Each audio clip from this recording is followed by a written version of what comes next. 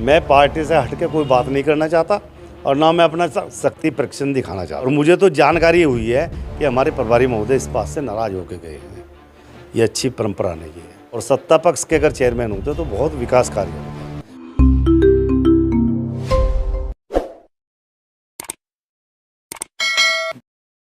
नमस्कार, स्वागत है आप सभी का हिंदुस्तान 24 पर और मैं आप सबके साथ विपिन चौधरी।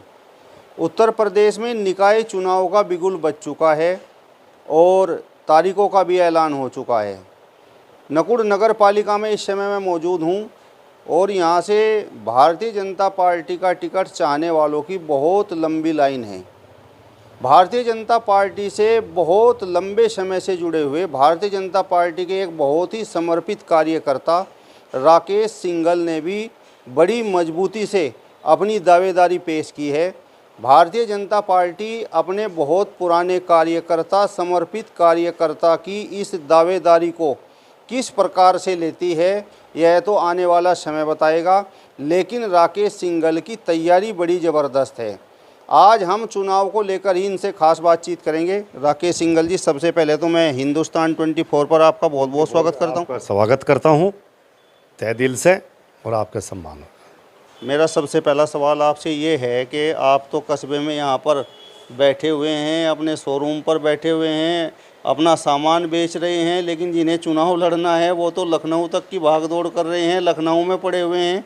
तो ऐसे कैसे आपको टिकट मिल जाएगा? नहीं, टिकट पार्टी समर्पित कार्यकर्ता के रूप में अगर टिकट देती है तो टिकट का हकदार मैं हूँ। जो हमारे साथी लोग टिकट मांग रहे हैं, मांगने का अधिकार सभी लोगों को है, होना चाहिए। लेकिन अगर पार्टी हमें मौका देगी तो हम पार्टी की झोली में ये सीट डालेंगे जीत करके। आपने अभी कहा कि पार्टी यदि समर्पित कार्यकर्ता को टिकट देती है तो वो आपको टिकट मिलेगा। तो जो लोग और टिकट चाह रहे हैं तो क्या आपके हिसाब से वो समर्पित कार्यकर्ता नहीं है? उनका अपना हिसाब है। मेरा कैडर है, उनका कैडर है। मुझे बहरहाल 50 साल हो गए इस पार्टी को सींचते हुए। संघ से मेरी आयु शुरू हुई थी राजनीति और आज तक इसी में चला रहा हूँ और 2 बार सभासद रहा हूँ। दूसरी बात, मेरा कहना यह कि 4 सभासद जिताने की मेरे अपने परिवार की मेरी 100 वोट हैं नकुड़ के अंदर। उन 100 वोट के आधार पर 4 मेंबर जिताने की क्षमता रखता हूँ। राकेश सिंघल जी, जिस समाज से आप ताल्लुक़ रखते हैं उसी समाज से शिव कुमार गुप्ता भी टिकट मांग रहे हैं और सुभाष सिंघल भी टिकट मांग रहे हैं, अनीता गर्ग भी टिकट मांग रही हैं और प्रतिभा जैन भी टिकट मांग रही हैं। तो कुछ लोगों का तो ये कहना है कि यहाँ नकुड़ में तो सुभाष सिंघल और शिव कुमार गुप्ता का गुट बड़ा मजबूत है, आपका तो कहीं नाम भी नहीं आता। ऐसा है, मैंने कभी भी आज तक मैं पार्टी से हट के कोई बात नहीं करना चाहता और ना मैं अपना शक्ति प्रदर्शन दिखाना चाहता हूँ। मैंने हमारे प्रभारी जी आए थे स्थानीय निकाय के और विधायक महोदय मौजूद रहे। मैंने केवल उनसे कहा मैं शक्ति प्रदर्शन नहीं कर रहा हूँ। मेरा बेटा और मैं 2 आदमी आए हैं आपको अपनी पत्रावली देने के लिए, आप विचार कर लें। ये तो खामखा का हाउल्ला, रुक के देना करना, नारे लगाना, ये हमारी पार्टी का कैडर नहीं। लेकिन चर्चाएं तो ये होती हैं कि पार्टी दांव उन्हीं दावेदारों पर लगाती है जो शक्ति प्रदर्शन बड़े अच्छे तरीके से करते हैं। देखिए, यहाँ पर आपके प्रभारी आए हुए थे और एक जो दावेदार हैं उनके समर्थन में तो बड़े बड़े नारे भी वहाँ पर लगे। तो ये तो परंपरा गलत है ना। ये पार्टी की परंपरा नहीं है, उनकी अपनी है, उनकी सोच है। जहाँ से वो आए उनकी सोच वहाँ रही होगी, लेकिन पार्टी इस चीज़ को मानती नहीं। और मुझे तो जानकारी हुई है कि हमारे प्रभारी महोदय इस बात से नाराज होकर गए हैं। ये अच्छी परंपरा नहीं है। मेरा सवाल आपसे ये है राकेश सिंघल जी कि यहाँ कस्बा नकुड़ का किस प्रकार का इतिहास है, किस प्रकार का भूगोल है, किस प्रकार का यहाँ समीकरण है। चलिए, आप समर्पित कार्यकर्ता हैं, यदि पार्टी आप पर दांव लगा भी देती है तो किस तरीके का समीकरण आपके पक्ष में बनेगा? देखिए, मैं 2 बार सभासद रहा हूँ और मुझे हिंदू हो, मुसलमान हो, अमीर हो, गरीब हो, कोई आदमी ये नहीं कह सकता कि साहब इन्होंने 1 रुपया मांगा या ईमानदारी से काम करता।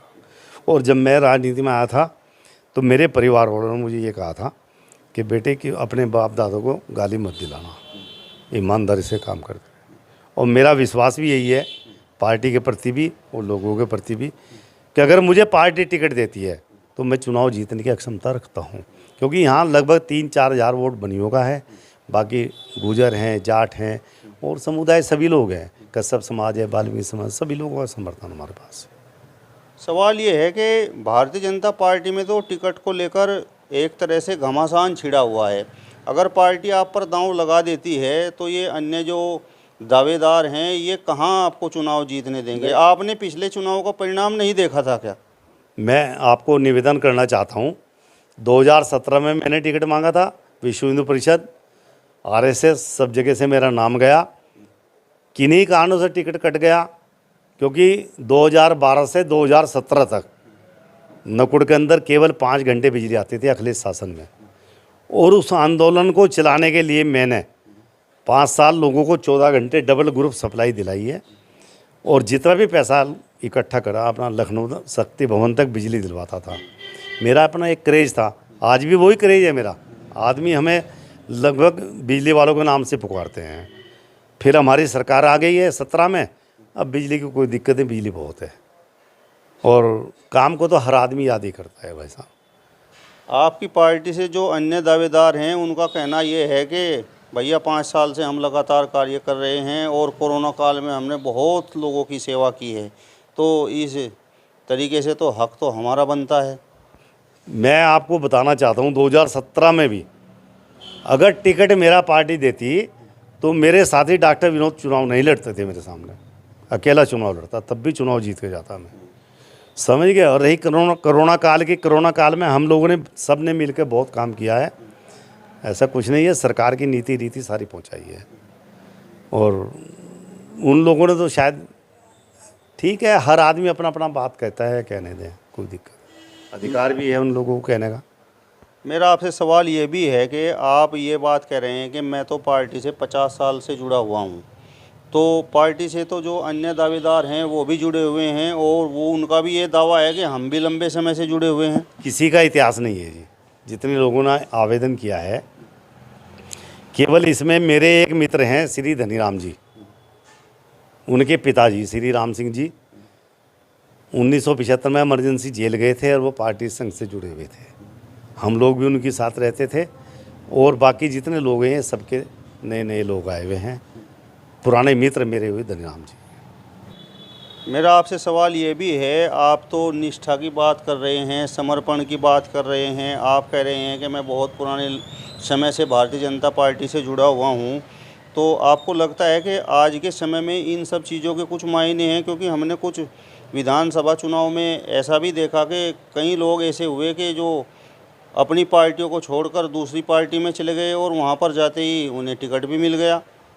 ऐसा होता है जी, सरकार तो तभी बनेगी जब बहुमत होगा, विधानसभा हो, लोकसभा हो, कोई भी हो। लेकिन ये सरकार छोटी सरकार है, स्थानीय निकाय की। स्थानीय निकाय में वोट मिलता है आदमी की प्रेस्टेज को, आदमी की इज्जत को, ये आदमी कैसा ख़ानदान का है, कैसा है, क्या है, इस सब गुना भाग करके लोग वोट देते हैं। अब विधानसभा लोकसभा में आने वाले जाने वाले को टिकट दिया जाता है, क्योंकि हमारी सरकार भी, हमारी सत्ता भी कभी ये कहती है कि जब विधायक होंगे, सांसद होंगे, तभी सरकार बनेगी, तो इसलिए उन लोगों को टिकट दिया जाता है।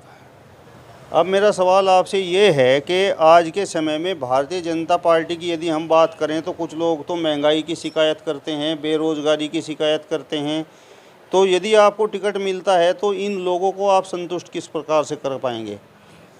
सबसे पहला तो यह है जी, हर आदमी समझता है राकेश सिंघल बहुत पुराना कार्य करता है, और रही थोड़ा सा महंगाई, कार्यभार, ये पूरे वर्ल्ड में इस तरह की व्यवस्था चल रही है, इंडिया में नहीं है, सारे वर्ल्ड में है। और यहाँ तो फिर भी बहुत कुछ थाम के चल रही है सरकार, हर 2-2 बार, एक महीना में 2-2 बार अनाज दे रही है लोगों को, मकान बनवा रही है, उज्ज्वला योजना दे रही है, बहुत सहायता कर रही है। ये सब होता है, धीरे धीरे पटरी पर बना पा जाएंगे सब लोग। अब मेरा सवाल आपसे ये है कि यहाँ पर तो बसपा के कुछ नेता कह रहे हैं कि अब की बार तो दलित और मुस्लिम गठजोड़ होगा, और ये गठजोड़ ही भारतीय जनता पार्टी को इस निकाय चुनाव में शिकस्त देने का काम करेगा। मेरे साथी ये सामने बैठे हैं, 350 वोट इनका परिवार का, एक तरफा मुसलमान वोट है, और हमारे प्रधानमंत्री जी, यशस्वी प्रधानमंत्री जी जो मुसलमानों को अपने साथ जोड़ रहे हैं, इसका हमें बहुत बड़ा लाभ मिलेगा। और जो हमारे दलित वोट हैं, ये भी हमारे साथ बहुत संख्या में जुड़ा हुआ है, क्योंकि खुश है बेचारा, 2-2 बार अनाज मिल रहा है, मकान बन रहे हैं, दलित उज्ज्वला योजना का लाभ मिल रहा है, सब लोग वोट पार्टी को।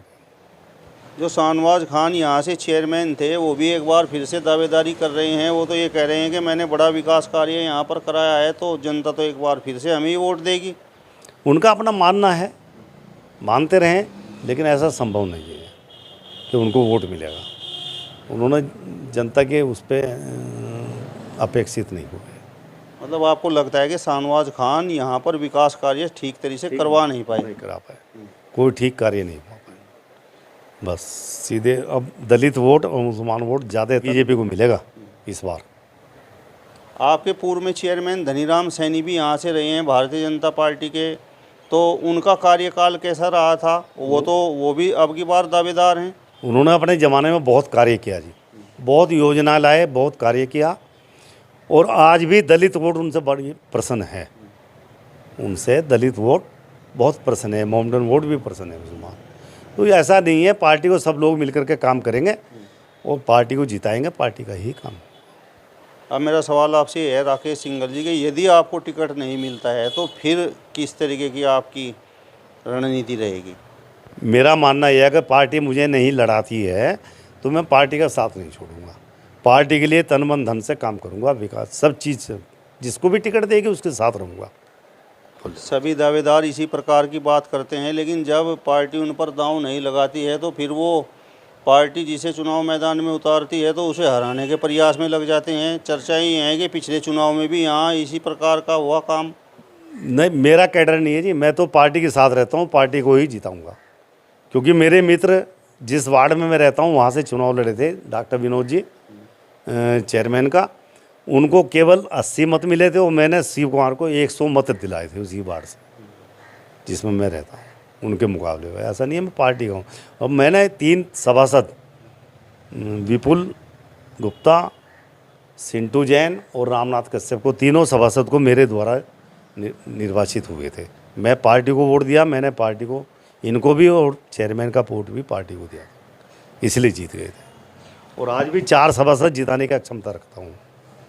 मेरा अब आपसे अंतिम सवाल है, और सवाल ये है कि आपको क्या लगता है कि यहाँ कस्बे में क्या होना चाहिए था और क्या नहीं हुआ? विकास कार्य तो बहुत हैं जी, चूँकि चेयरमैन साहब विपक्ष के थे इसलिए नहीं कुछ कर पाए, और सत्ता पक्ष के अगर चेयरमैन होते तो बहुत विकास कार्य होता। पार्क है, सड़कें, बहुत ऐसी विशेष चीज़ें हैं जिनकी ज़रूरत है कस्बे में। सीवर लाइन है और है, बहुत हैं काम विकास के। चलिए, तो नकुड़ नगर पालिका से भारतीय जनता पार्टी के टिकट के प्रबल दावेदार राकेश सिंघल जी को आपने सुना। फिलहाल इस वीडियो में बस इतना ही। अगली वीडियो में फिर आपसे मुलाकात होगी, तब तक बने रहिए हिंदुस्तान 24 के साथ। नमस्कार।